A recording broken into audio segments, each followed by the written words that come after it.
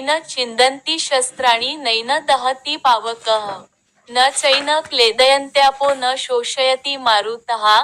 या आत्म्याचे कोणत्याही शस्त्राद्वारे तुकडे करता येत नाहीत. अग्नीद्वारे त्याला जाळता येत नाही. पाण्याद्वारे त्याला भिजविता येत नाही, तसेच वाऱ्याने त्याला सुकविताही येत नाही. तात्पर्य: तलवारी, अग्निशस्त्रे, वर्षास्त्रे, चक्रीवादळ इत्यादी जीवात्म्याला मारण्यात असमर्थ आहेत.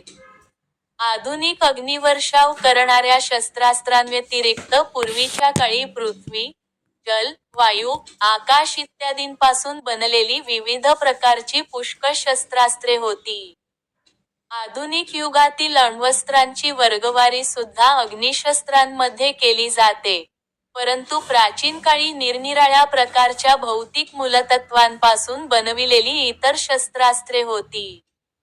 अग्निशस्त्रांचा प्रतिकार जलास्त्रांनी, वरुणास्त्र केला जात असे, पण अशी वरुणास्त्रे आधुनिक विज्ञानाला ज्ञात नाहीत.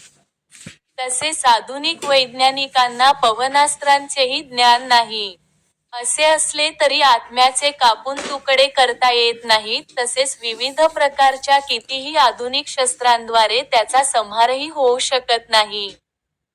जीवात्मा केवळ अज्ञानामुळे कसा उत्पन्न झाला आणि नंतर तो मायाशक्तीने कसा प्रभावित झाला याचे स्पष्टीकरण मायावादी देऊ शकत नाहीत. व्यक्तिगत जीवात्म्याचे मूळ परमात्म्यापासून तुकडे करून त्यांना अलग करणे शक्य नाही. खरे तर व्यक्तिगत जीवात्मे हे परमात्म्यापासून नित्यच वेगळे असलेले अंश आहेत.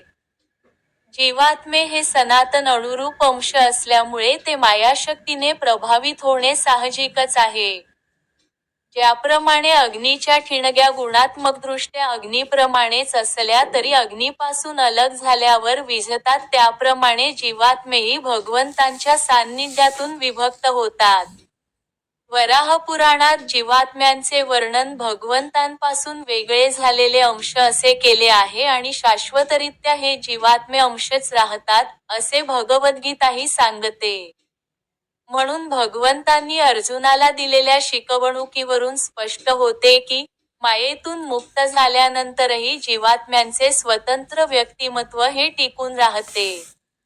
श्रीकृष्णांकडून ज्ञानप्राप्ती झाल्यावर अर्जुन मुक्त झाला.